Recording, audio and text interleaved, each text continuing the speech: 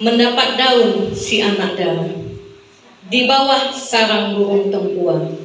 Salam santun pembuka bicara, selamat datang untuk semua. Assalamualaikum warahmatullahi wabarakatuh. Alhamdulillah, puji syukur kehadiran Allah Subhanahu wa Ta'ala. Pada hari ini kita diberi kesempatan untuk sama-sama bertemu di ruangan ini dalam acara agenda kegiatan dari calon guru penggerak angkatan 10, yaitu diseminasi budaya positif yang akan nanti disampaikan oleh calon guru penggerak angkatan 10. Kemudian salawat dan salam tidak lupa kita sampaikan kepada junjungan Nabi besar Muhammad SAW dengan mengucapkan Allahumma salli ala Sayyidina Muhammad wa ala ali Sayyidina Muhammad.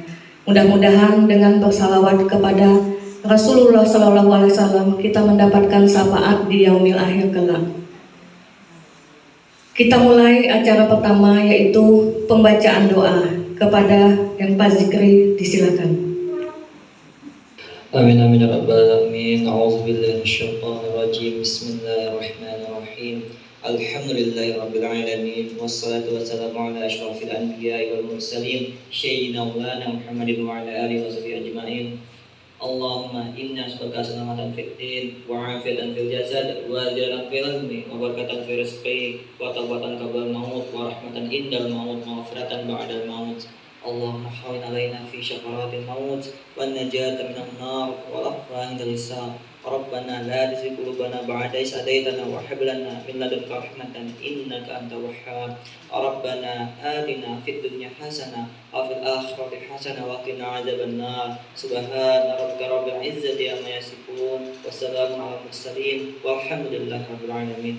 Terima kasih kepada Pak Zikri. Mudah-mudahan dengan doa yang kita panjatkan tadi, acara kita diberi kelancaran dan kita sama-sama di sini mendapat ilmu yang bermanfaat.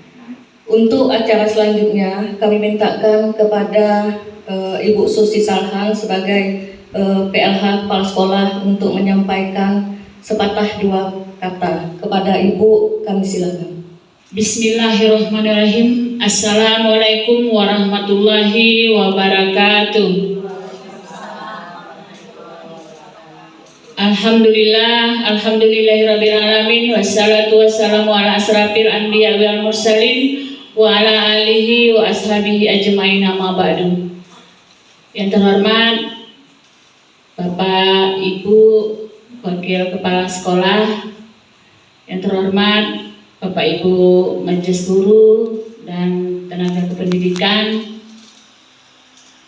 Alhamdulillah pada pagi hari ini menjelang siang kita dapat berkumpul di ruangan di RPS ini untuk kegiatan sosialisasi pemahaman penerapan budaya positif oleh guru-guru calon guru penggerak angkatan 10. Salawat dan salam tidak lupa kita kirimkan ke Nabi besar Muhammad SAW dengan ucapan Allahumma sayyidina Muhammad wa ala sayyidina Muhammad. Semoga dengan selalu bersalawat kita akan mendapatkan syafaatnya di akhir kelak. Bapak Ibu yang saya hormati, hari ini diseminasi pemahaman penerapan budaya positif untuk yang dilakukan oleh calon guru penggerak angkatan 10, yaitu Ibu Azrina, Ibu Widina, dan Ibu Maizareni. Budaya positif memang sudah harus kita terapkan di sekolah kita. Saya ingat setahun yang lalu saya juga sudah ada mendiseminasikan, tetapi apalah daya karena saya sendiri mungkin terkendala halangan, tidak semua kelas belum yang menerapkan budaya positif ini gitu ya. Tetapi sudah ada. Tidak bisa juga kita bilang sekolah kita belum menerapkan budaya positif, tidak, sudah ada, tetapi belum maksimal pastinya. Dan kita semua berharap dengan bertambahnya ibu-ibu CGP, guru penggerak di sekolah kita, tahun ajaran depan sudah maksimal pemahaman budaya positif ini diterapkan di sekolah kita. Nanti mungkin dimulai dari kelas, baru menjadi budaya untuk sekolah kita. Jadi selamat menjalankan tugas kegiatan untuk ibu-ibu CGP Angkatan 10, dan kita semua di sini diharapkan mengikuti kegiatan ini sampai selesai, dan kedepannya kita akan buat program ini dengan matang dan akan kita laksanakan pada awal tahun ajaran baru ke depan ini. Mungkin hanya itu yang bisa saya sampaikan. Lebih dan kurang saya mohon maaf. Assalamualaikum warahmatullahi wabarakatuh.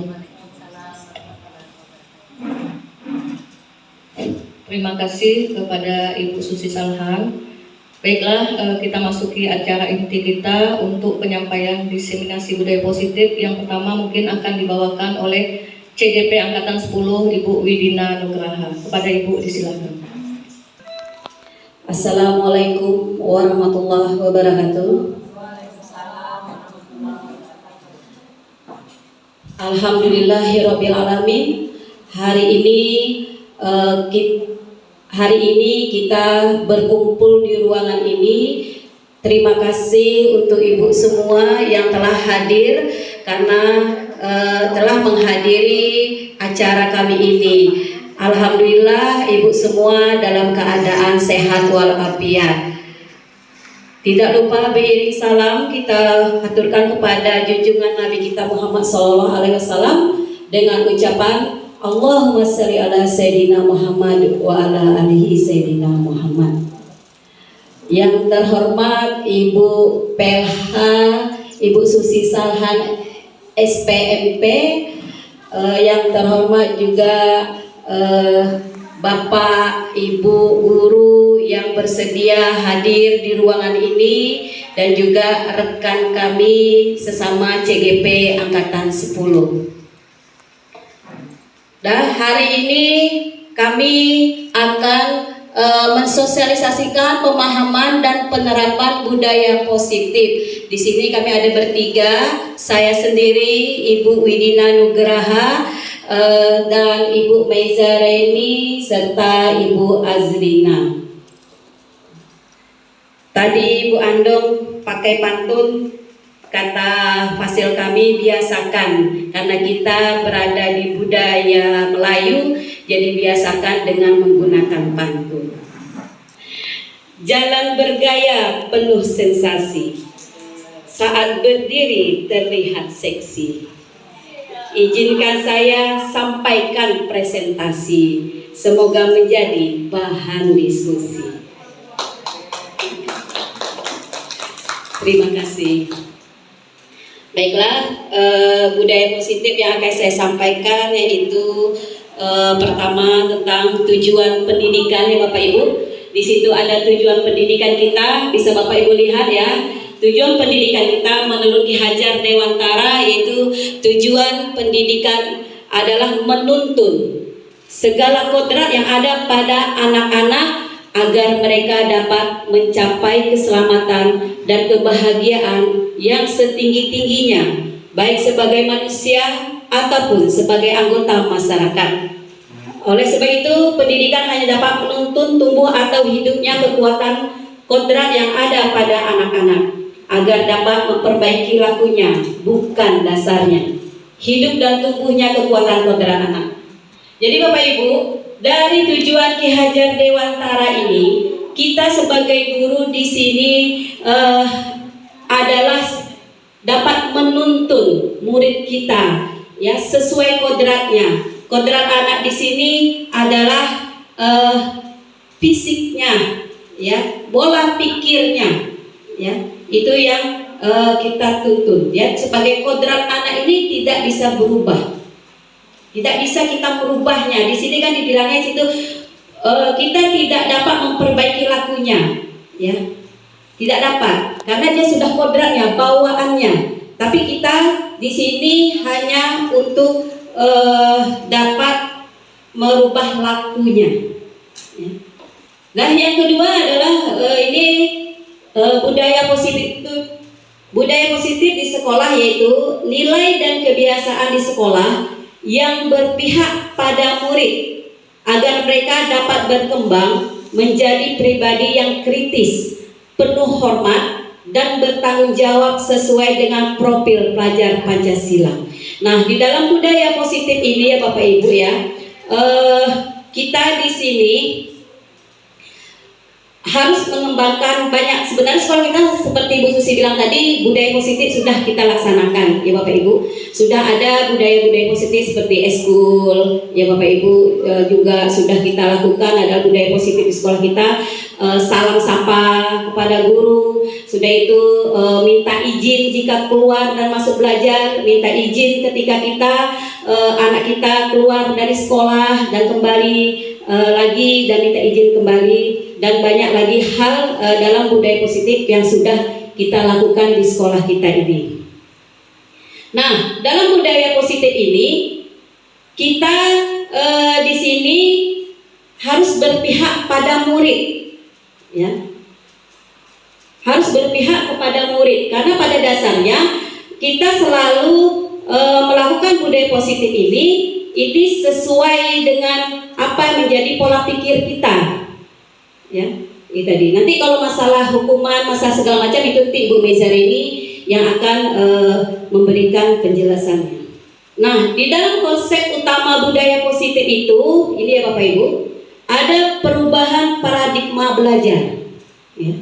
Sudah itu disiplin positif, terus kebutuhan dasar manusia, motivasi perilaku manusia, restitusi posisi kontrol guru, keyakinan kelas, segitiga restitusi. Nah, dari 7 ini apa yang sudah kita lakukan Bapak Ibu? Yang sudah kita lakukan dari ke-7 ini. Nah, keyakinan kelas. Nah, terus disiplin positif, ya kan? Nah, terus motivasi perilaku manusia. Ini yang sudah kita biasa lakukan Bapak Ibu. Sebenarnya semuanya ini sudah kita lakukan, cuman kita tidak tahu, oh ini adalah misalnya ada perubahan, oh ini adalah segitiga restitusi. Pada dasarnya kita sudah melakukan, cuman kita tidak tahu, oh ini adalah segitiga restitusi misalnya, oh ini adalah disiplin positif misalnya, kan kita tidak tahu. Di sini berikutnya adalah perubahan paradigma baru. Dalam perubahan paradigma baru ini di dalam kurikulum Merdeka, ya Bapak Ibu, pendidikan itu bertujuan untuk menghadapi tantangan abad ke-21, ya. Dan paradigma ini menekankan pada pengembangan keterampilan berpikir kritis, kreativitas, kolaborasi. Dan jadi di dalam perubahan paradigma baru ini adalah pengembangan keterampilan. Kita kembangkan keterampilan anak, berpikir kritis anak, kreativitas dan kolaborasi pada anak. Dan dalam perubahan paradigma baru, ya, di sini dalam membangun budaya positif, sekolah dapat menyediakan lingkungan positif, aman dan nyaman agar siswa mampu berpikir dan bertindak dan menciptakan dengan mereka mandiri dan bertanggung jawab. Yang kedua adalah disiplin sangat berkaitan dengan kontrol guru terhadap siswa. Ya, jadi kita sebagai pengontrol. Ya. Nah, di sini di dalam perubahan paradigma baru ini, nah di sini ada, coba Bapak Ibu ya lihat ya. Anda dan teman Anda akan melakukan kegiatan, coba ya, berpasangan ya Bapak Ibu. Anda A dan rekan Anda B, ya. Anda mengepalkan salah satu tangan Anda. Coba Bapak Ibu kira-kira siapa pasangannya, kita kepalkan tangan kita, ya. Coba Bapak Ibu, kita kepalkan tangan kita, ya. Anda tahu apa yang ada di kepalan tangan kita tadi? Apakah kita mau memberitahunya? Apakah kita tidak mempertahankannya? Isinya tadi, apakah rekan kita tadi memintanya dengan baik? Apakah rekan kita tadi memaksanya untuk membuka tangan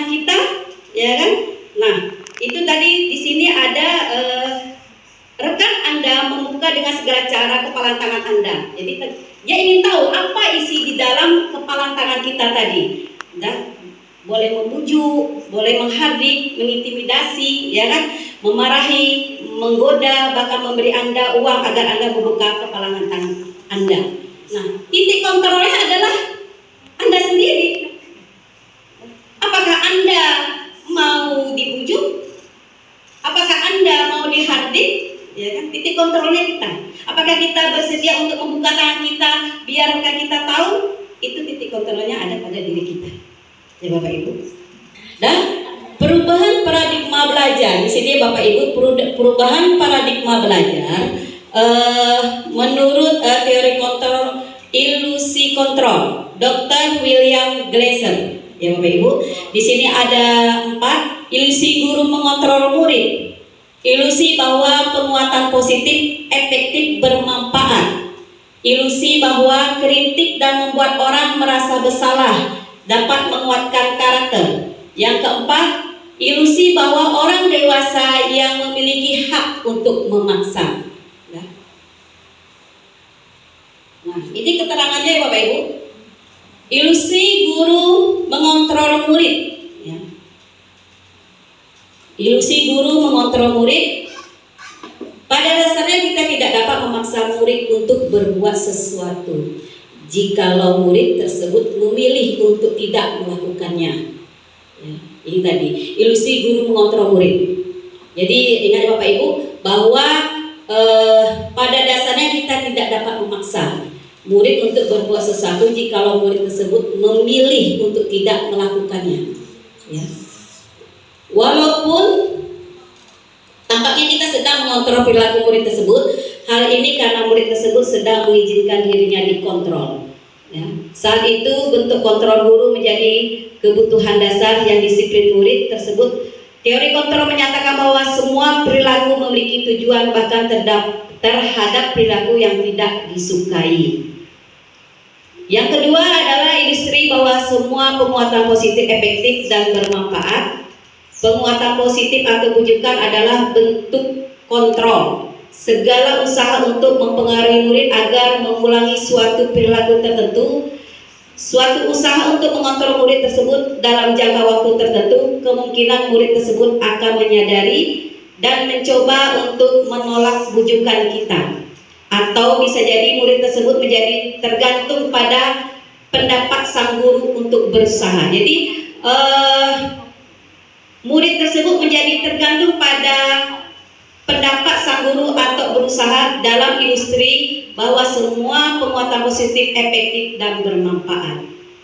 Yang ketiga adalah ilusi bahwa kritik dan membuat orang merasa bersalah dalam menguatkan karakter.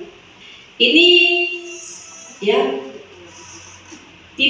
tidak bagus untuk kita lakukan. Yang untuk ilusi bahwa kritik membuat orang merasa bersalah dapat menguatkan karakter ini sebaiknya tidak kita lakukan sebagai guru ya Bapak Ibu. Ilusi bahwa orang dewasa yang memiliki hak untuk memaksa, apalagi ini kita sebagai orang dewasa biasalah ya kan, kita sebagai ibu kepada anak identiknya kita memaksa, ya kan, selalu memaksa sesuai dengan keinginan apa yang kita menjadi keinginan kita. Biasanya gitu identiknya. Jadi orang dewasa itu identiknya memiliki hak untuk memaksa. Padahal ini hal yang tidak baik Bapak Ibu. Ya. Yang berikutnya kita masuk ke dalam disiplin positif. Apa makna disiplin positif? Ya. Jadi Bapak Ibu tahu kan? Disiplin. Apa yang Bapak Ibu tahu tentang disiplin? Biasanya disiplin itu tentang aturan, tata tertib, hukuman, ya. Itu yang biasa kita lakukan di dalam kegiatan kita selama di sekolah ini. Biasa itu kan identiknya itu. Ada aturan, ada peraturan. Dengan peraturan selalu yang dominan itu adalah hukuman yang kita lakukan. Pada dasarnya kalau untuk ini Bapak Ibu, hukuman itu sebisa mungkin kita hindari. Karena di situ akan membuat dampak negatif pada anak. Kita aja seandainya orang dewasa ini Bapak Ibu, ya kan?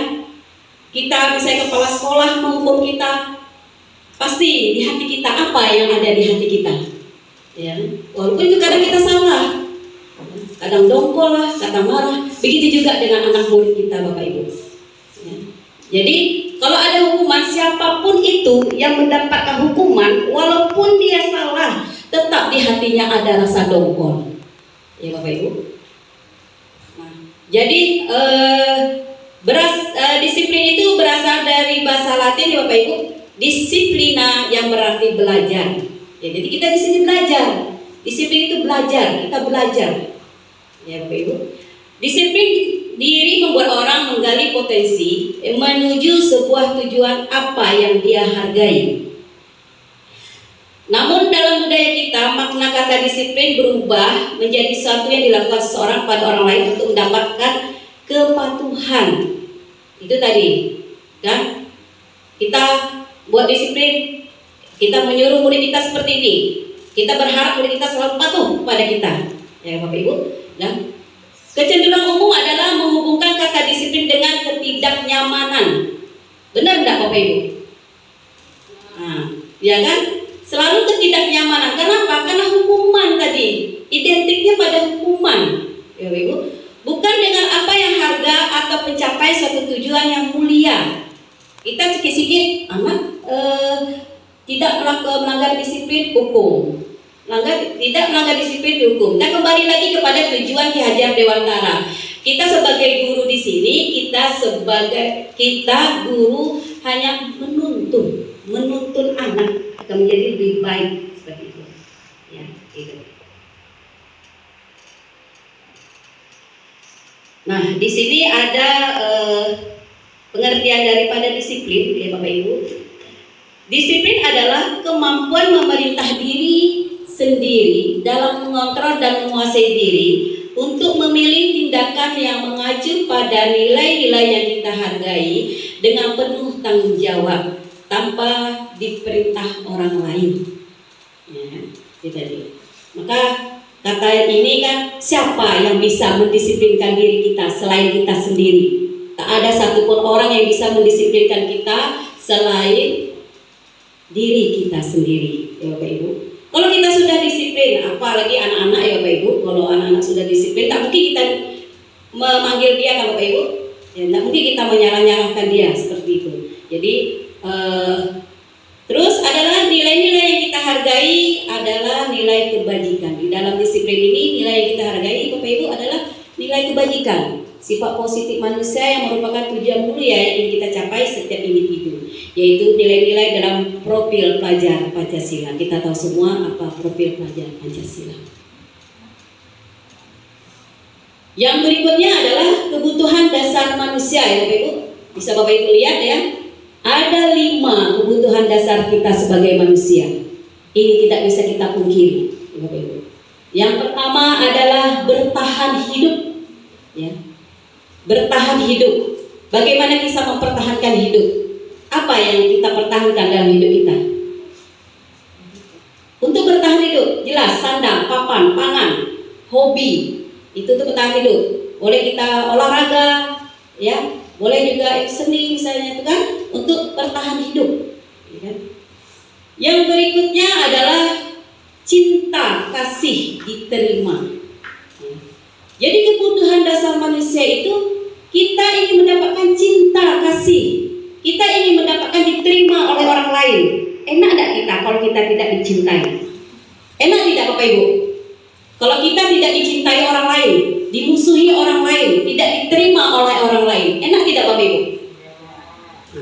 Tidak enak kan? Begitu juga dengan saya. Nah, jadi itu cinta kasih, kita ingin diterima. Pertama yang kita ingin terima oleh keluarga kita, suami kita ingin dicinta dengan suami kita, anak-anak kita, keluarga kita, orang tua kita, rekan-rekan kita, rekan sekolah, rekan sejawat kita, ya kan, masyarakat kita semua ingin dicintai dan diterima oleh mereka. Ketika kita sudah mendapatkan cinta dan diterima oleh seluruh makhluk yang ada di dunia ini, maka hidup kita akan senang, damai, dan bahagia, Bapak Ibu.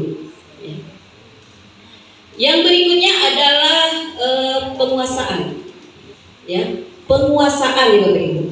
Di sini kebutuhan dasar manusia itu kita adalah penguasaan. Kita selalu ingin menguasai. Ya. Penguasaan, kita ingin menguasai. Pada dasarnya ketika kita memiliki misalnya memiliki sesuatu skill atau kehebatan, itu biasanya kita ada naluri dalam diri kita bahwa kita ingin menguasai orang lain. Biasanya seperti itu, ya kan? Atau penguasaan, kalau kita sebagai guru, kita ingin menguasai murid kita itu. Bagaimana kita ingin menguasai murid kita itu? Ya, ini penguasaan. Jadi kebutuhan dasar kita itu kita ingin menguasai gitu. Penguasaan di dalam diri kita. Seperti itu. Yang berikutnya adalah kesenangan. Siapa yang tidak ingin senang? Tak ada yang disusahkan Bapak Ibu? Ya, semua ingin senang. Jadi di dalam diri kita ini, semua kita ingin merasa senang. Ya. Ingin bahagia karena tadi dicintai, diterima, maka kita menjadi senang. Apa kesenangan yang kita bisa buat? Bertahan hidup. Kita dalam bertahan hidup kita sudah terpenuhi, kita akan menjadi senang. Ya. Yang berikutnya adalah apa Bapak Ibu? Kebebasan. Kita ingin bebas. Ingin bebas kalau bisa tanpa diperintah. Ingin bebas. Dengan kesenangan kita ingin bebas, ingin apa ya ingin kita lakukan, ya kan? Itu kita ingin mau kemana? Kayak Bu Susi kan sekarang melancong nih, dia mau kemana? Senang dia, bebas dia mau pergi kemana gitu kan? Besok nanti kita juga kan katanya mau pergi juga tuh, pergi. Jadi kita bebas, senang ya kan? Nah, jadi ada kebutuhan dasar manusia itu ada 5 tadi ya Bapak Ibu ya. Bertahan hidup, kita memiliki kebutuhan dasar kita itu bertahan hidup, wajib untuk bertahan hidup ya Ibu. Terus adalah cinta kasih dan diterima, datu penguasaan, datu kesenangan dan kebebasan. Benar tak Bapak Ibu? Apakah kelima ini sudah Bapak Ibu rasakan? Sudah. Nah, jadi kelima ini adalah kebutuhan dasar kita. Ya. Realita kebutuhan setiap orang berbeda ya Bapak Ibu. Kebutuhan kita itu berbeda. Kita harus memahami pandangan orang lain tentang dunia. Setiap orang memiliki gambaran yang berbeda-beda ya Bapak Ibu. Jadi semua realita tentang kebutuhan dasar manusia itu berbeda. Apa menjadi kebutuhan dasar saya berbeda dengan kebutuhan dasar Bapak Ibu. Ya. Apa yang menjadi yang ingin menjadi kesenangan saya belum tentu sama dengan kesenangan Bapak Ibu. Apa yang menjadi kebebasan saya belum tentu menjadi kebebasan Bapak Ibu. Sama dengan kita memiliki prinsip. Terkadang prinsip kita seperti ini, sama tadi penguasaan ya Bapak Ibu. Kita ingin orang lain ikut dengan prinsip apa yang prinsip kita. Oh, aku ingin orang itu seperti ini, seperti ini, seperti ini. Padahal orang lain itu dia memiliki kebutuhan yang berbeda. Tidak bisa kita menyamakan prinsip kita dengan prinsip orang lain. Karena kebutuhan dasar manusia itu berbeda. Nah, coba Bapak Ibu baca kasus ini. Silakan Bapak Ibu baca kasusnya ya. Ibu Iyut. Anggaplah ya, ini Iyut, walaupun di sekolah kita tidak ada Iyut, ya. Tapi ini contohnya adalah guru SD. Nah, ya Bapak Ibu, Ibu Iyut, guru kelas 6 di SD Payalbar, sedang bingung menghadapi ulah salah satu murid di kelas bernama Bayu. Berapa anak telah datang dan mengeluh Bayu yang seringkali meminta bekal makan siang mereka dengan paksa. Jika Anda menghadapi situasi seperti Ibu Bayu, Ibu Iyut, jika Bapak Ibu ya menghadapi kasus seperti ini, gitu, apa yang Bapak Ibu lakukan? Coba, siapa yang mau mengasih ini pernyataannya? Siapa? Ayo siapa? Bu Emma, Bu Inur.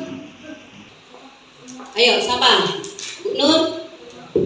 Apa yang Bapak Ibu lakukan jika situasi Ibu Iyut seperti ini? Baiklah, saya menjawab sedikit aja Bu ya, semampu saya. Menurut saya Katanya tadi pertanyaannya apa yang Anda lakukan jika anak apa tuh? Beberapa anak telah mengeluh bahwa Bayu selalu meminta bekal makan siang. Oke, baiklah Bu ya, saya menjawab sedikit.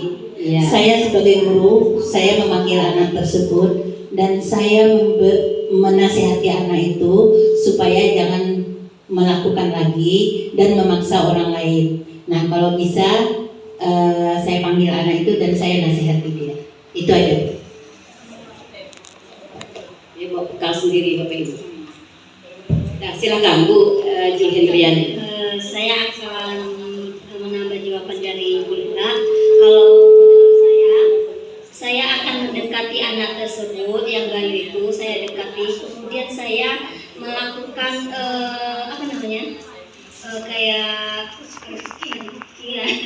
kayak pendekatan kepada anak, ya, menanyakan kenapa dia bisa bersifat seperti itu. Nah, itu menurut saya, kalau pendapat saya melakukan pendekatan dulu terhadap anak, kemudian saya tanya apa penyebab dia melakukan hal itu, apakah ada pengaruh dari faktor keluarga atau dari lingkungan. Ini hanya itu. Nah, boleh lagi nambahkan satu, yang dua dari guru sebelumnya, saya juga sependapat, tapi bolehlah saya nyampaikan sendiri pendapat saya juga, bahwa saya akan memanggil Bayu, menanyakan mengapa dia melakukan hal itu. Nah, itu yang akan saya tanyakan kepada si Bayu. Bisa jadi mungkin nanti jawabannya beragam. Bisa jadi mungkin memang itu sebuah memang kebiasaannya usil dengan temannya. Bisa jadi mungkin dia di rumah tidak cukup makan. Demikian, terima kasih. Baiklah, terima kasih Ibu Lela, Ibu Jul Hendriani, dan Ibu Inur. Nah, tadi ada beragam ya jawabannya, walaupun ada sedikit kesamaan dan juga beragam. Nah, dari kasus ini kita mengambil tadi dari kebutuhan dasar manusia ya Bapak Ibu. Kita ambil kebutuhan dasar manusia tadi, ada cinta kasih yang diterima, bertahan hidup, penguasaan, kesenangan, dan kebebasan. Nah, di sini kita bisa lihat ya Bapak Ibu, dalam konteks penerapan disiplin positif, Ibu Iyut sebaiknya mencari tahu alasan Bayu melakukan tindakan tersebut agar mengetahui kebutuhan mana yang sedang berusaha dipenuhi oleh Bayu. Jadi tindakan kita itu nanti Bu, kita harus seperti ini. Ya, kita tahu dulu kebutuhan dasar dia apa. Benar tadi Bapak Ibu bilang ya kan, sudah benar tadi Bapak Ibu bilang sudah ada beberapa yang sudah mencakup di dalam sini ya Bapak Ibu. Ya, misalnya sini ada bertahan hidup.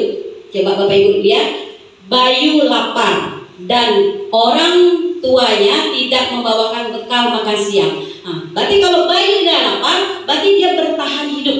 Dia ingin bertahan hidup. Karena dia lapar, dia ingin bertahan hidup. Makanya dia ingin meminta makanan ke kawan-kawannya.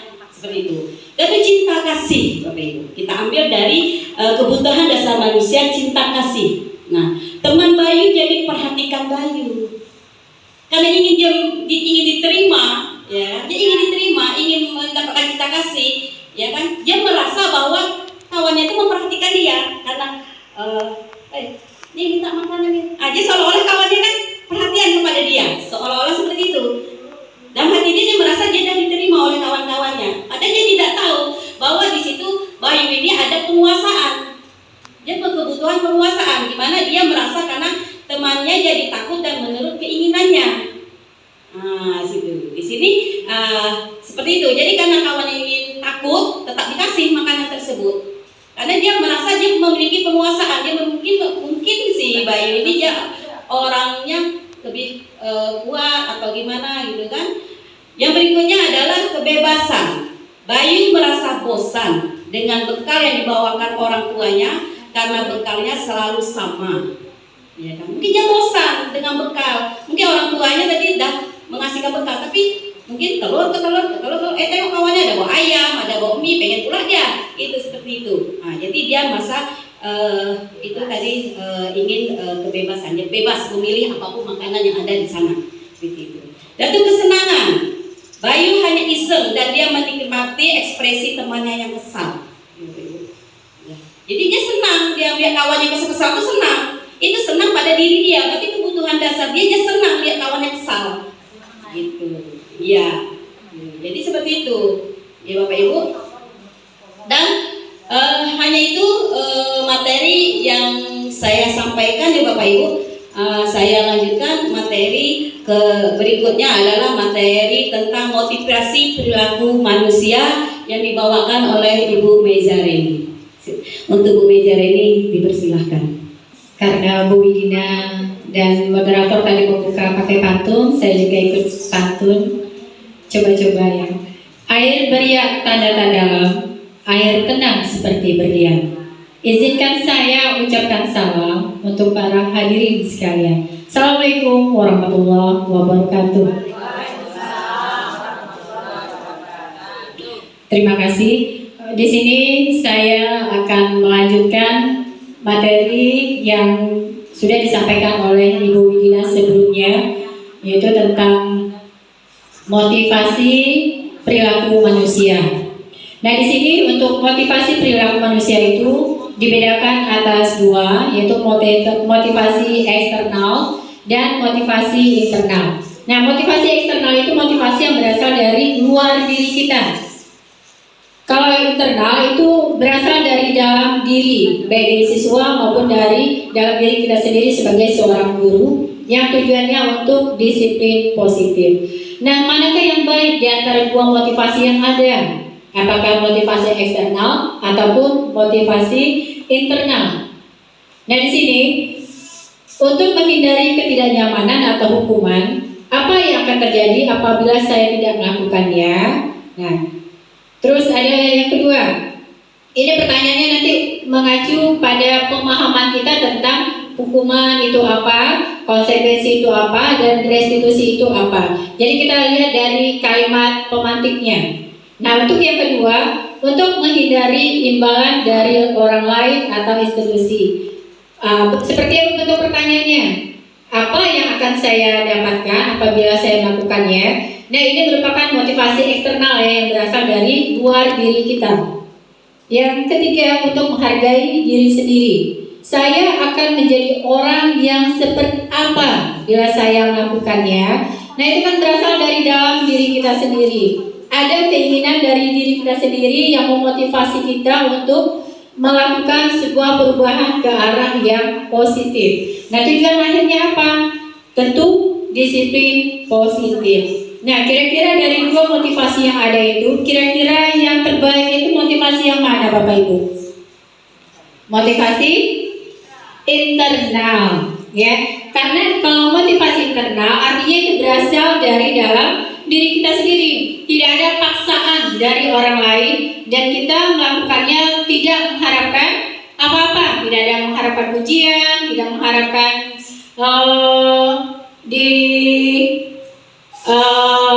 ada penghargaan misalnya. Intinya itu memang berasal dari diri kita sendiri untuk menghargai diri kita. Nah, itu dia motivasi internal. Nah, sekarang kita lihat hukuman, konsekuensi, dan restitusi. Nah, ketiga, ini merupakan tindakan ya Bapak Ibu ya. Hukuman, konsekuensi, dan restitusi itu merupakan jenis-jenis dari pendekatan disiplin. Nah, disiplin itu apa? Tadi sudah disampaikan oleh Ibu Widina. Ya, jadi sebagai seorang guru, kita sebaiknya memahami apa sih hukuman itu, apa sih konsekuensi atau sanksi, apa sih restitusi. Tujuannya apa? Supaya kita tidak salah dalam memberikan tindakan terhadap kesalahan yang mungkin diperbuat oleh siswa kita. Jadi supaya tepat sasaran. Jangan hanya memberi tindakan sedikit dihukum. Nah, itu salah. Berarti kita membentuk disiplinnya tidak sesuai dengan tindakan yang dilakukan oleh murid kita tadi. Nah, sekarang kita lihat apa itu hukuman. Nah, hukuman di sini tindakan yang diberikan kepada seseorang atas pelanggaran yang dilakukan. Nah, pendekatan hukuman ini fokusnya pada sanksi negatif. Kenapa dia mendekati sanksi negatif? Karena dari hukuman yang kita berikan, seperti yang disampaikan oleh Ibu Widina tadi, itu kebanyakan menyakiti murid. Ya, mungkin juga bisa menyebabkan trauma atau cedera. Mungkin ya. Nah, contohnya apa? Hukuman fisik yang kita berikan kepada murid. Nah, hukuman fisik itu tentu sangat menyakiti siswa tersebut. Hukuman ini sifatnya satu arah dan sering terjadi dengan tiba-tiba atau tidak terencana. Nah, apakah kita sebagai guru misalnya memberikan hukuman kepada siswa sudah kita rencanakan? Tentu tidak, bukan? Nah, itu terjadi secara tiba-tiba dan di luar rencana kita. Nah, itu hukuman. Kita lihat sanksi kegiatannya atau tindakan kesalahan siswanya itu apa. Nah, karena kita pengen mendisiplinkan siswa, kita beri hukuman. Padahal hukumannya harusnya bukan tindakan hukuman yang kita berikan atas kesalahan yang diperbuat oleh siswa kita tersebut. Makanya di sini kita perlu memahami masing-masing tindakan yang kita lakukan atas kesalahan yang dilakukan oleh murid-murid kita. Nah, di sini dampak dari hukuman itu kepada siswa bisa berbeda-beda, tidak sama dampak yang dirasakannya. Nah, cara pendisiplinan tersebut dapat membuat siswa menjadi rendah diri. Dia akan merasa rendah diri terhadap teman-temannya, terhadap gurunya.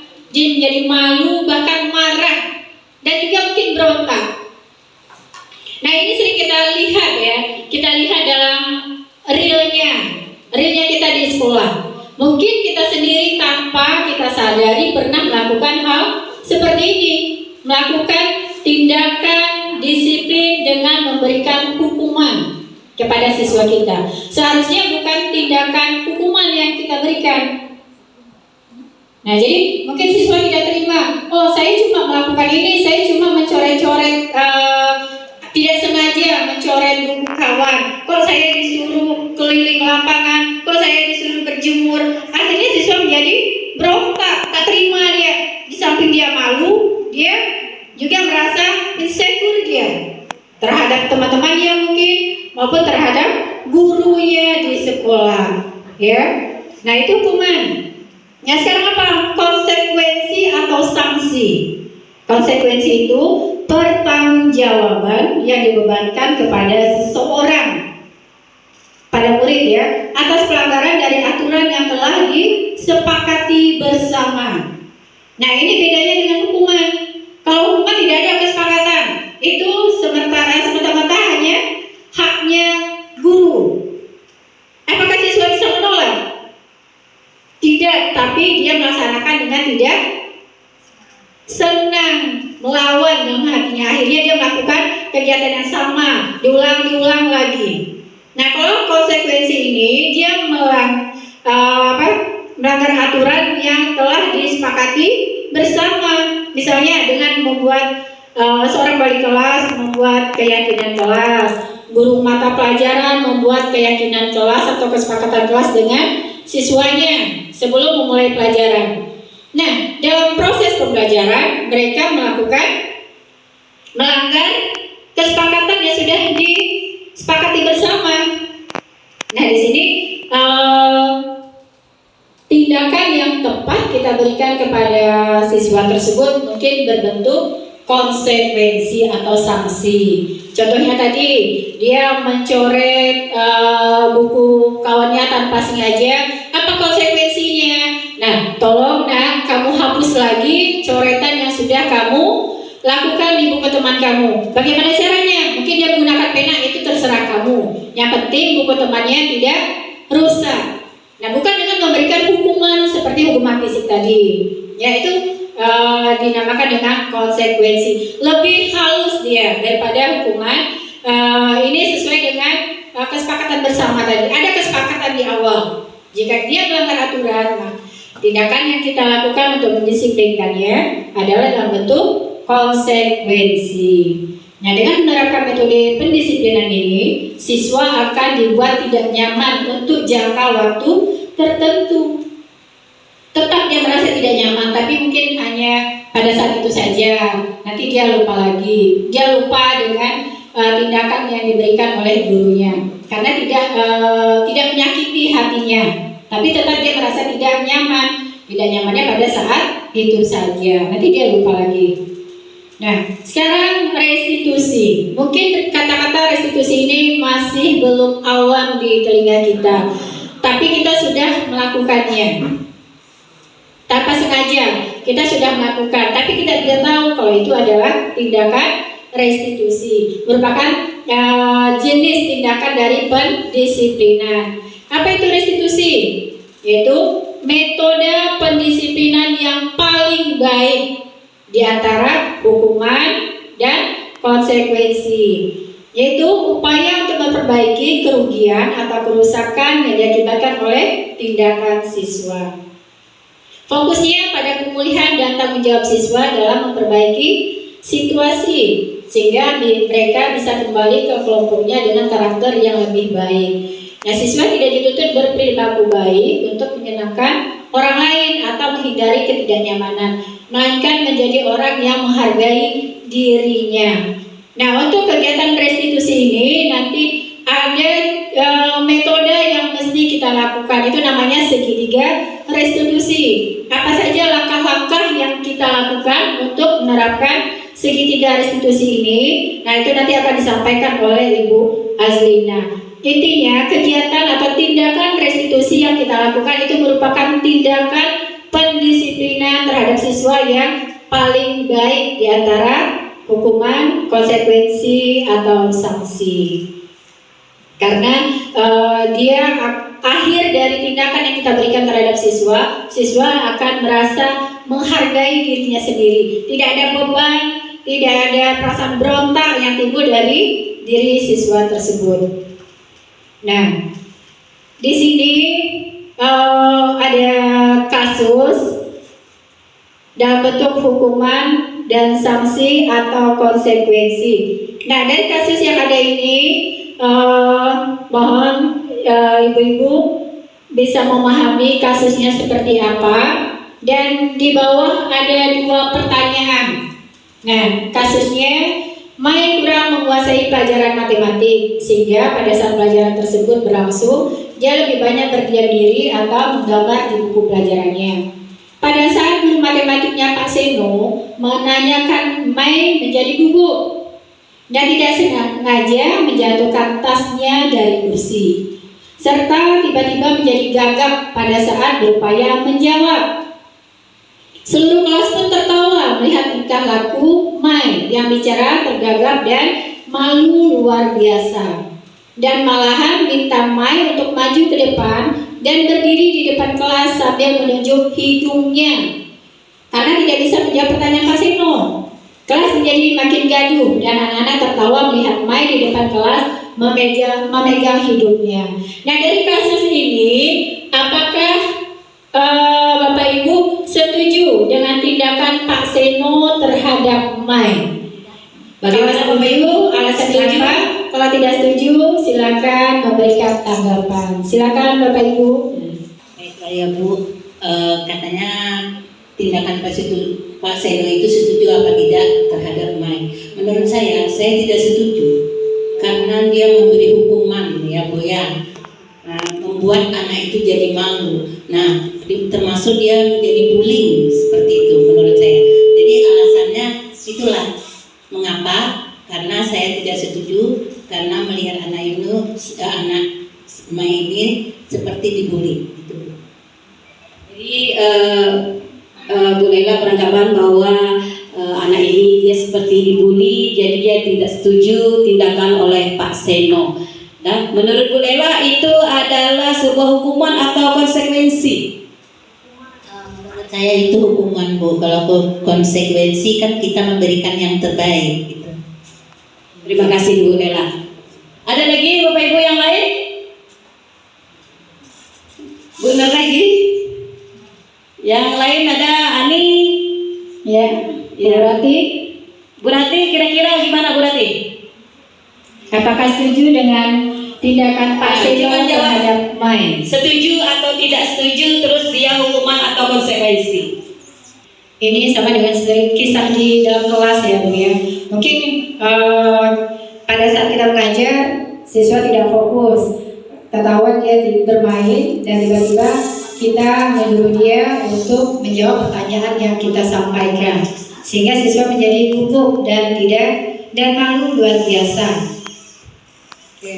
Ya, silakan berarti menjawab ya. Jadi ini kasusnya Mei yang tidak Mai yang tidak suka belajar, yang kurang menguasai pelajaran matematika, lalu dia membuat kegaduhan ya, sehingga Pak Seno menegurnya gitu ya, kasusnya gitu kan. Jadi apakah tindakan Pak Seno tersebut tindakan Pak Seno memberikan hukuman, apakah tepat atau tidak gitu ya. Jadi mungkin di sini bisa kita lihat dulu Pak Seno menegur Mei, mengapa dia melakukan itu. Setelah itu setelah tahu jawabannya kenapa, baru bisa Pak Seno mengambil tindakan.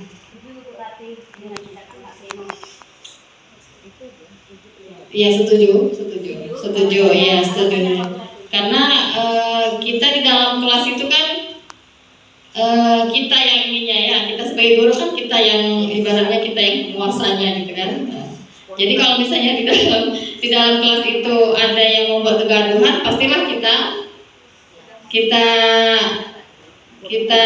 ini kan lah, kita ambil tindakan, kita tegur, setidaknya kita tanya dulu kenapa gitu kan. Terus kalau sudah tahu dulu permasalahannya, baru mau kita apakan anak ini gitu. Kalau misalnya memang dia tidak sengaja, ya mungkin bisa tidak memberikan hukuman, mungkin hanya memberikan nasihat dan sebagainya gitu. Tapi kalau memang dia sengaja, ini untuk pembelajaran kepada yang lain juga gitu.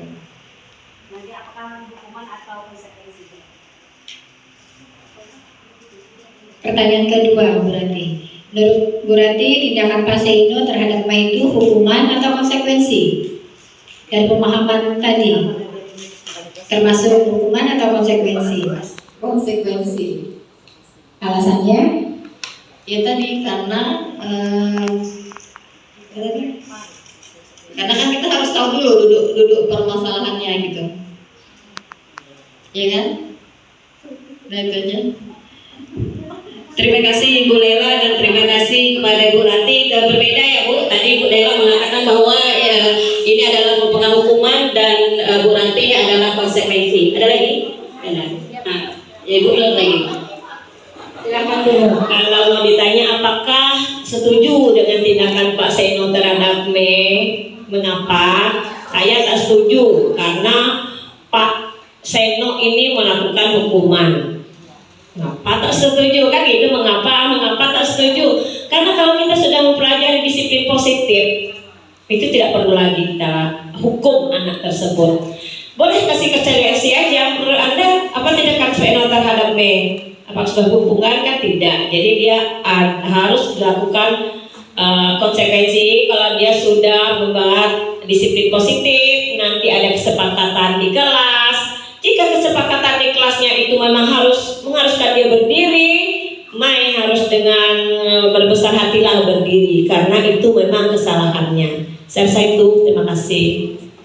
Terima kasih Bu Nur. Oke, terima kasih Ibu Lela, Bu Nurhayati dan Bu Rati atas jawaban yang diberikan. Jadi di sini dari kasus yang dilakukan oleh Pak Seno terhadap Mai itu jawabannya tentu kita tidak setuju dengan tindakan yang dilakukan oleh Pak Seno terhadap Mai seperti yang disampaikan oleh Bu Nurhayati. Karena untuk hukuman itu kalau bisa kita tinggalkan lagi. Kita lihat kasusnya apa. Selagi bisa kita memberikan konsekuensi dan sebelumnya ada kesepakatan bersama dengan siswa, ya kita lakukan itu dulu. Ya. Jadi tidak mesti melakukan hukuman. Jadi dampak dari hukuman tadi mungkin yang perlu kita pikirkan, berarti ya. Oke. Iya, Ya hukuman tadi Bu Lela. Kalau Bu Rati sama Bu Nur sama konsekuensi. Anda, ini kan menurut Anda tindakan Pak Seno ini kan tentu tindakannya hukuman, bukan konsekuensi. Jawabannya yang betul, Bu Nur sama Bu Lela. Ya. Ini jenisnya ini ya Bu. Tindakan Pak Seno terhadap Mai ini merupakan tindakan hukuman, hukuman yang diberikan, bukan konsekuensi. Karena dari tindakan yang dilakukan Pak Seno terhadap Mai itu dengan menyuruh dia berdiri depan kelas dengan menunjuk hidung, itu kira-kira dampaknya terhadap siswa bagaimana? Dia menjadi malu, itu termasuk bullying juga ya, akan menimbulkan rasa rendah diri terhadap teman-temannya, terhadap guru-gurunya. Jadi apa yang perlu kita lakukan? Itu mungkin melakukan tindakan konsekuensi. Jadi kita telah dulu tindakannya. Kalau bisa untuk kedepannya tindakan pendisiplinan dengan hukuman itu kita tinggalkan secara berangsur-angsur. Ya, karena dampaknya itu tidak baik terhadap siswa kita. Akan ada trauma terhadap diri siswanya. Ya. Nah, ini dari kegiatan tadi hukuman Bisa dibesarkan sanksi. tak nampak kayaknya. Ini udah full. Kenapa ya Bapak Ibu? Udah full. Nah, ini untuk kegiatan hukuman itu hukuman, sanksi atau konsekuensi dan restitusi itu berdasarkan identitas ya, sudah diidentifikasi oleh ahli ya. Untuk hukuman itu identitasnya gagal ya. Kenapa dia gagal? Karena dari kegiatan hukuman itu akan menjadi sesuatu yang menyakitkan ya, terus tidak nyaman untuk murid. Murid akan merasa menjadi korban ya, dan seterusnya. Begitu juga dengan kegiatan tindakan konsekuensi. Nah, kalau konsekuensi ini memang tindakannya tidak nyaman untuk murid untuk jangka waktu pendek ya. Terus penguatan hanya bertahan dalam jangka waktu yang pendek. Nah, untuk restitusi ini merupakan pilihan memang harus itu yang kita lakukan. Nah, bagaimana melakukan restitusi? Itu ada langkah-langkahnya, 3 langkah segitiga restitusi. Nanti akan disampaikan oleh Ibu Azlina. Nah, di sini kita berlatih ya, kita berlatih untuk menelaah. Ini termasuk tindakannya hukuman atau konsekuensi. Ya, kira-kira yang pertama. Silakan ini mengelilingi lapangan basket 2 kali karena terlambat hadir di sekolah. Ini termasuk hukuman atau konsekuensi? Nah, kira-kira apa Bapak Ibu? Hukuman. Konsekuensi Bu.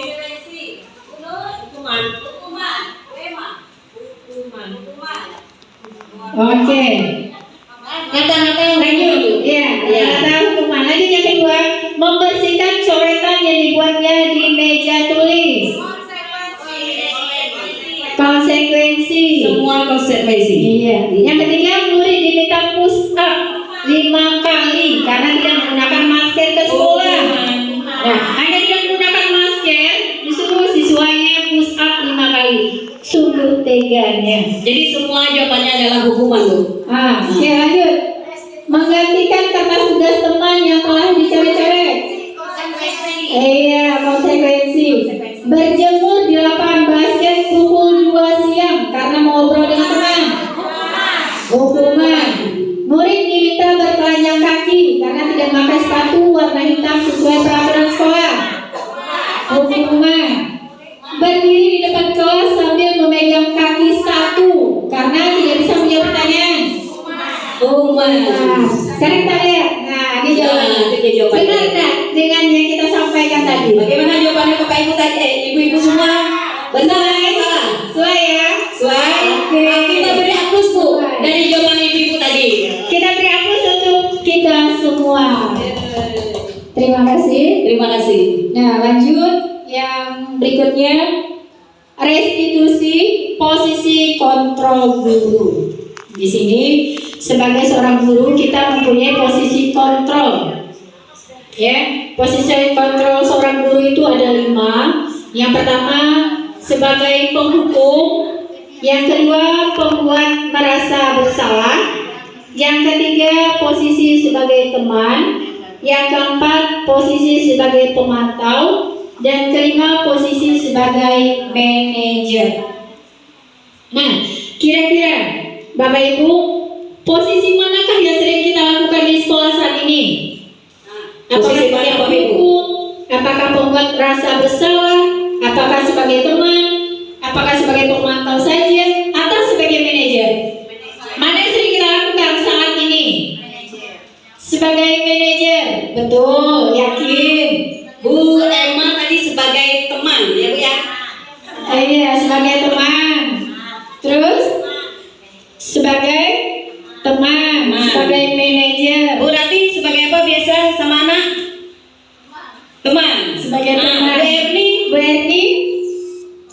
teman juga. Bu Sri Drayana. Oh, kadang kalau teman, kadang dihukum. Nah, dihukum ya, Bu Sri Nur nih yang keren nih. Kalau itu jelas lah penghukum dah. Ada lagi hukum anak sebelum belajar bahasa disiplin positif tentunya. Sesuaikan ya Bu ya dengan tindakan yang dilakukan oleh siswa. Nah di sini posisi kontrol kita itu sebaiknya kalau sebagai penghukum itu dampaknya terhadap siswa. Nah ini jika sebagai penghukum apa yang kita lakukan sebagai guru? Kita menghardik anak, menunjuk, menyakiti, menyindir. Betul? Nah, itu sebagai penghukum. Apa yang kita katakan sama kanannya? Kalau kamu tidak melakukan yang awas ya, rasakan. Pasti kita sering menyampaikan seperti itu. Nah, apa hasilnya? Siswa akan memberontak dia, menyalahkan orang lain, kemudian akan berbohong. Dia akan berbohong menutupi kesalahannya supaya tidak dihukum. Bukan saya, Bu. Jadi tidak ada kejujuran dari dalam diri siswa. Nah,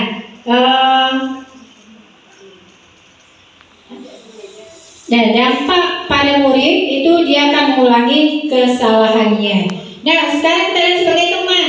Karena kita sering memposisikan diri sebagai teman, apa yang kita lakukan? Sebagai seorang guru, membuatkan alasan-alasan untuk muridnya. Siswanya bersalah. Ya nak, nanti ibu bantu. Apa nih? Ayolah lakukan demi ibu. Masa kamu tidak mau? Ingat ya, ibu tidak ingat tidak. Ibu pernah bantu kamu gini. Nah itu kalimat kita kalau sebagai teman. Nah, apa dampaknya? Hasilnya bagaimana? Siswa akan merasa ketergantungan karena dia merasa sering dibela, dibantu kesalahan-kesalahannya. Dampaknya siswa menjadi lemah dia, tidak mandiri dan tergantung dia sama gurunya. Nah, sebagai seorang manajer itu kita sebagai seorang guru sering jika siswa kita berbuat yang melakukan kesalahan, apa yang pertama kita lakukan sebagai seorang manajer? Kita mengajukan pertanyaan-pertanyaan. Misalnya si Badu hari ini tidak masuk sekolah. Nah, kita akan terlambat masuk kelas. Apa yang kita lakukan sebagai guru dengan posisi sebagai manajer? Nah, Badu, apa yang kita yakini? Apa yang bisa kamu kerjakan untuk memperbaiki masalah ini? Nah, jadi kita mengajukan pertanyaan seperti itu terhadap siswa kita. Apa dampaknya? Siswa akan mengevaluasi dirinya, terus dia akan berusaha untuk memperbaiki dirinya. Jadi, manakah posisi kontrol yang terbaik di antara 5 posisi yang ada untuk kita sebagai seorang guru? Sebagai seorang manajer. Nah, dengan memposisikan diri kita sebagai seorang manajer itu akan membuatkan karakter anak kita akan semakin kuat. Dia akan tahu bagaimana memecahkan masalah yang ada pada dirinya. Dia tidak akan tergantung pada gurunya, tidak mengharapkan dibantu, dilindungi dan segala macamnya. Nah, nih untuk posisi kontrol pernyataan-pernyataan kalimat yang mungkin nanti bisa kita terapkan di dalam kelas. Saya kecewa sekali dengan kamu. Kamu tidak pernah melakukan ini. Ini sebagai penghukum. Kalau sebagai teman, nah ini ya, ini untuk kalimat-kalimat yang mungkin bisa kita terapkan nanti. Kalau penghukum, kamu selalu yang paling akhir. Kamu begini-begini. Nah, itu tidak baik. Nah, sekarang coba Bapak Ibu kita amati pada kasus 1. Nah, di sini kira-kira dari kasus ini posisi kontrol yang mana yang dilakukan oleh Bu Yati? Ya. Nah, hari Senin Bu Yati tak masuk sekolah. Bu Yati merupakan guru matematik. Saat itu Ibu Mini yang menggantikan Bu Yati. Bu Mini baru 1 tahun menjadi seorang guru SD, mengajar beberapa murid perempuan pipi dan anak. Mengetahui hal ini dan mulai menggunakan kesempatan dan bersikap seenaknya, tertawa dan tidak mengindahkan kehadiran Ibu Mini. Bu Mini mencoba menyapa Pipi dan Nana dengan ramah sambil mengingatkan untuk tetap fokus pada tugasnya. Ayolah, tugasnya dikerjakan. Nanti Ibu ditunggu Ibu kepala sekolah kalau kalian tidak mengerjakan tugas. Tolong bantu Ibu ya. Namun Pipi dan Nana malah tertawa. Ibu santai aja Bu. Mereka tetap tidak mengerjakan tugas dan malah mengobrol. Berarti di sini pada kasus 1 kita melihat posisi kontrol yang dilakukan oleh Ibu Mini, bukan Bu Yati. Berarti Ibu Mini menempatkan dirinya sebagai seorang teman. Betul sekali. Aplaus buat kita semua. Terima kasih. Nah, kasus kedua ini terlalu kecil, ya. Oke. Terima kasih. Untuk selanjutnya materi keyakinan kelas dan segitiga restitusi akan disampaikan oleh Ibu Azmina. Kepada Ibu Azmina dipersilakan. Assalamualaikum warahmatullahi wabarakatuh. Terima kasih kepada Ibu Maizarini telah memberikan kesempatan saya untuk menyampaikan tentang keyakinan kelas. Sebelumnya karena teman-teman tadi sudah memulai dengan pantun, kembali saya mulai lagi dengan pantun. Cendrawasih di atas guritan, datang badak membawa ikan. Terima kasih diberi kesempatan, semoga diterima yang saya sampaikan. Kita lanjut, teman-teman tadi sudah menyampaikan, sekarang kita lanjutkan dengan keyakinan kelas. Apa itu keyakinan kelas? Nah, ini saya yakin ibu-ibu, terutama ibu-ibu wali kelas juga, ini sudah membuat keyakinan dan kesepakatan kelas di kelas masing-masing ya. Nah, jadi keyakinan kelas ini adalah nilai-nilai kebajikan atau prinsip universal yang disepakati bersama secara universal. Nah, dari kata kuncinya itu sudah kita sepakati bersama. Dari perbedaan agama, suku, negara, dan bahasa. Menurut dosen, suatu keyakinan akan lebih memotivasi seseorang dari dalam motivasi intrinsik. Seseorang akan lebih bersemangat untuk menjalankan keyakinannya daripada hanya sekedar mengikuti peraturan. Budaya positif. Nah, nanti budaya positif ini akan terbentuk dari pertama peraturan kelas dulu. Peraturan kelas akan menjadi keyakinan kelas yang sudah disepakati. Nanti akan membuat lingkungan menjadi lebih positif dan akhirnya itu membudaya. Jadi budaya positif tujuan akhirnya ya. Perbedaan peraturan dengan keyakinan. Jadi dari peraturan akan terbentuk nanti keyakinan ya. Yang pertama, selalu kembalikan buku ke tempatnya. Ini adalah merupakan contoh dari peraturan. Nah, sementara dari peraturan ini kita akan membuat keyakinan kelas. Apa keyakinan kelasnya? Tanggung jawab. Nah, yang kedua, contohnya di sini, dilarang mengganggu orang lain. Ini peraturan yang kita buat di kelas ya, Ibu, Bapak, contohnya. Ini merupakan peraturan. Nah, sekarang dari peraturan dilarang mengganggu orang lain ini, kita akan membuat keyakinan kelas. Apa yang keyakinan yang akan kita buat? Menghormati orang lain dan diri sendiri. Yang ketiga contohnya, hadir di sekolah 15 menit sebelum pembelajaran dimulai. Ini peraturan. Keyakinan kelasnya apa? Biasanya keyakinan kelas ini kan kita buat dalam kalimat positif ya. Apa keyakinan kelas yang akan kita buat? Menghormati orang lain, kemudian komitmen pada tujuan. Dilarang melakukan kekerasan. Ini adalah contoh dari peraturan. Dan akan kita buat menjadi keyakinan, merupakan keyakinannya berupa keselamatan bisa, kemudian menghormati orang lain juga bisa. Nah, dilarang menggunakan narkoba, ini juga contoh peraturan. Apa keyakinan yang kita buat? Kesehatan bisa, atau ada lagi yang lain? Dilarang menggunakan narkoba, ini peraturan, keyakinan yang akan kita buat di kelas. menjadi apa nih? Selain kesehatan, kenyamanan, keamanan, ya.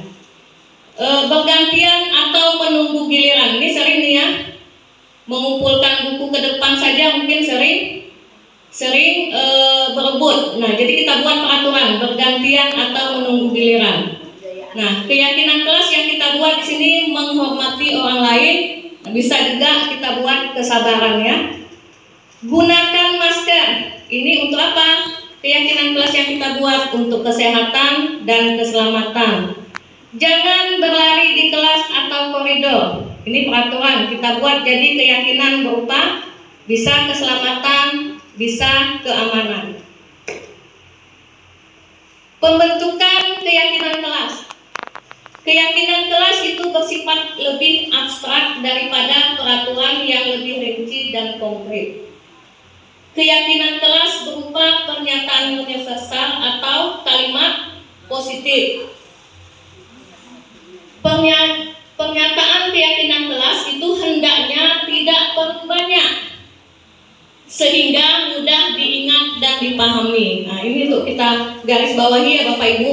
Keyakinan kelas yang kita buat sedikit aja kadang-kadang sering dilanggar oleh siswa kita, apalagi kalau kita buatnya dalam banyak keyakinan kelas. Kita lanjutkan, keyakinan kelas sebaiknya sesuatu yang dapat diterapkan di lingkungan tersebut. Kalau keyakinan kelas tentu saja penerapannya di dalam kelas ya. Semua warga kelas ikut berkontribusi dalam pembuatan keyakinan kelas lewat kegiatan curah pendapat. Ini di awal ya Bapak Ibu ya. Bersedia meninjau kembali keyakinan kelas dari waktu ke waktu. Nah, ini perlu juga kita garis bawahi, apakah kesepakatan kelas yang sudah kita susun dalam perjalanan waktu itu perlu kita tinjau lagi, apakah keyakinan kelas itu masih bisa kita pertahankan atau kita ganti dengan keyakinan yang lain yang lebih efektif mungkin. Nah, ini contoh dokumentasi pembuatan keyakinan kelas. Saya yakin Bapak dan Ibu semua sudah membuat keyakinan di kelasnya masing-masing. Nah, kita lanjut dengan segitiga restitusi. Pengertian dari segitiga restitusi. Segitiga restitusi adalah proses menciptakan kondisi bagi peserta didik untuk memperbaiki kesalahan mereka sehingga mereka kembali pada kelompok mereka dengan karakter yang lebih kuat. Ini menurut pendapat dosen tahun 2024. Segitiga restitusi itu akan menciptakan proses kondisi bagi murid untuk memperbaiki kesalahan mereka sehingga mereka bisa kembali pada kelompok mereka dengan karakter yang lebih kuat melalui restitusi guru. Nah, melalui restitusi ini guru dapat yang pertama membantu murid menjadi lebih memiliki tujuan, disiplin positif, serta memulihkan dirinya setelah berbuat salah. Nah, jadi tadi kan sudah disampaikan posisi kontrol kita. Sebagai apa posisi kita? Kedua, membantu murid untuk jujur pada diri sendiri dan mengevaluasi dampak dari kesalahan yang dilakukan. Yang ketiga, memberikan penawaran bukan paksaan. Nah, segitiga restitusi ada 3. Yang pertama, menstabilkan identitas. Yang kedua, validasi tindakan yang salah. Yang ketiga itu menanyakan keyakinan. Mungkin di sini sudah sebagian kita lakukan ya Bapak Ibu. Nah, jadi dari tahapan segitiga restitusi itu yang pertama sekali dulu kita lakukan yaitu menstabilkan identitas. Nah, jadi kalau siswa atau anak didik kita itu melakukan kesalahan atau melakukan pelanggaran, yang pertama sekali dulu itu kita harus menstabilkan identitas.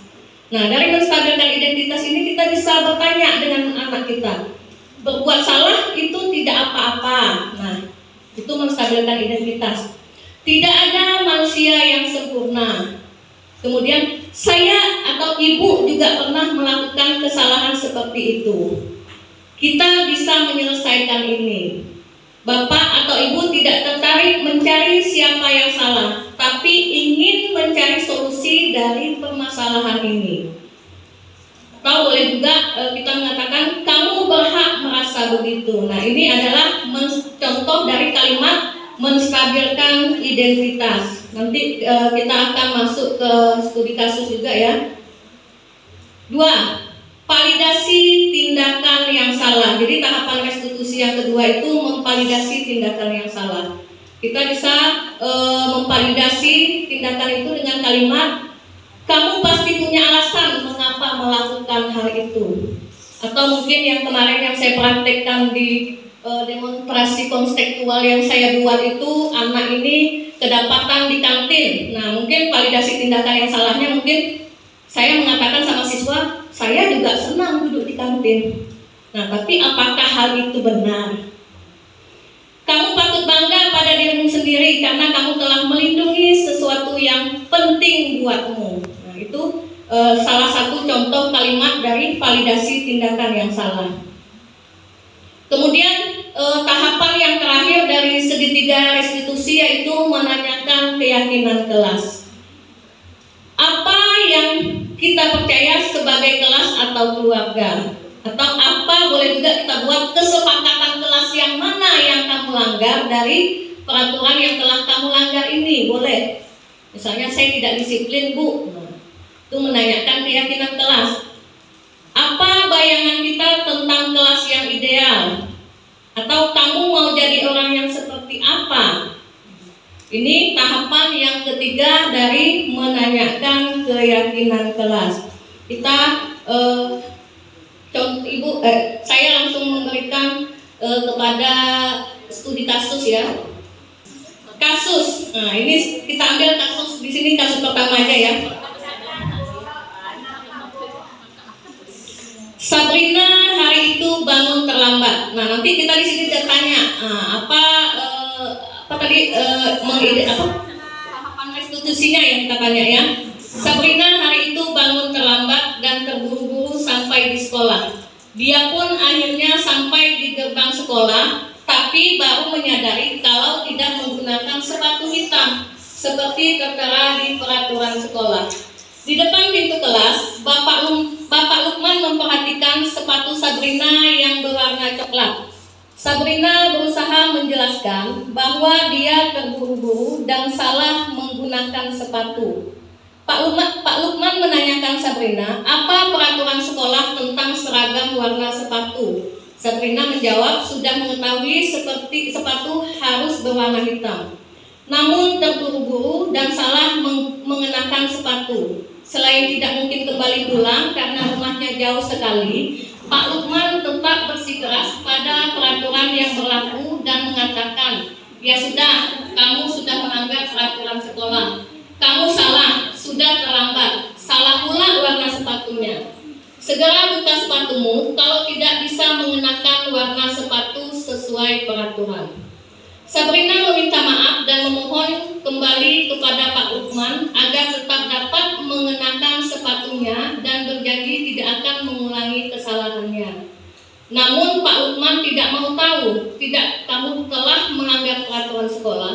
Kalau tidak sanggup, ambil sepatu di rumah atau diantarkan sepatu ke sekolah. Ya sudah, kamu tidak bersepatu saja seharian di sekolah. Sekarang copot sepatumu dan silakan belajar tanpa sepatu seharian. Sabrina pun dengan berat hati mencopot sepatunya dan memberikan kepada Pak Lukman. Seharian dia tidak berani berkeliling sekolah karena malu dan lebih banyak berdiam diri di kelas tanpa alas sepatu. Nah, sekarang dari kasus tadi kita bisa analisis dulu dengan menggunakan teori pisau analisis. Nah, kita identifikasi masalahnya. Apa masalahnya dari Sabrina tadi?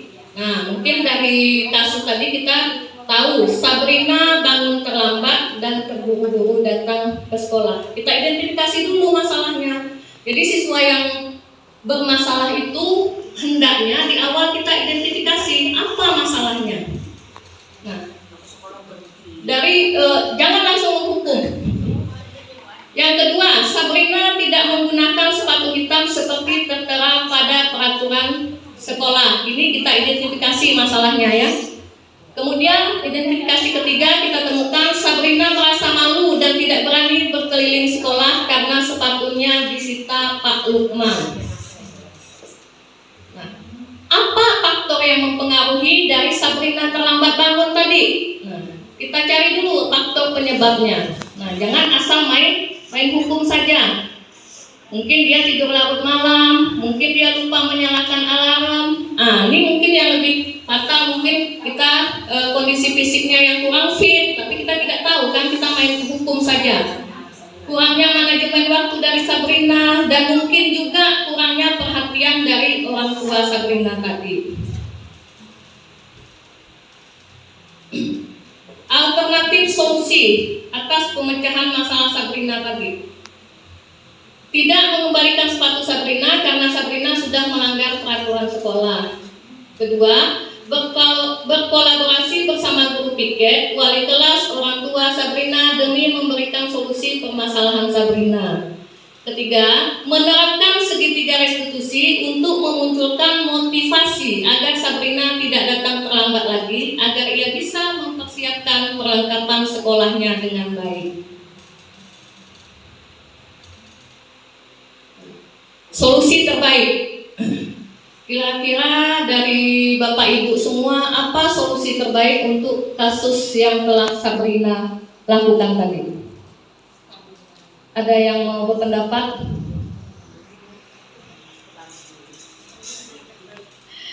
Siapa nih? Bu Nur, Bu Rati, Bu Ani, ya, Bu Zul, Bu Ella. Siapa? Erni, Bu Erni, Bu Sri. Solusi terbaik. Oke, Bu Lela yang pertama. Bu Lela. Baiklah, saya menjawab cuma pendek aja ya. Solusi yang saya ambil yaitu mengidentifikasi siswa dulu. Apa masalahnya? Itu aja, Bu. Oke, terima kasih. Maka pertama mengidentifikasi permasalahan siswa, kata Bu Nurlela. Selanjutnya Ibu Srinya. Bu Sri. Ya, silakan Bu Ima. Ini jawaban benar atau jawaban salah? Solusi terbaik sebaiknya sebagai guru ya tentu kita menerapkan segitiga restitusi. Jadi langkah yang pertama kita harus menstabilkan identitas siswa tersebut. Nah, ketika dia datang, mungkin dia dah gugup, dah terlambat kan? Kalau kita hukum makin gugup dia. Nah, jadi kita ada apa nak? Misalnya dia melakukan kesalahan, tenang. Setiap orang mungkin pasti pernah terlambat, atau pasti pernah membuat kesalahan. Setelah dia stabil, dah tenang dah. Oh tak apa, tak bakal dimarahi. Baru kita tanyakan alasan mengapa dia melakukan tersebut, apa tindakan dia, kita tanyakan alasannya. Setelah dia menjawab alasannya, kemudian kita tanyakan nilai-nilai apa, nilai-nilai baik apa yang diterapkan di sekolah kita.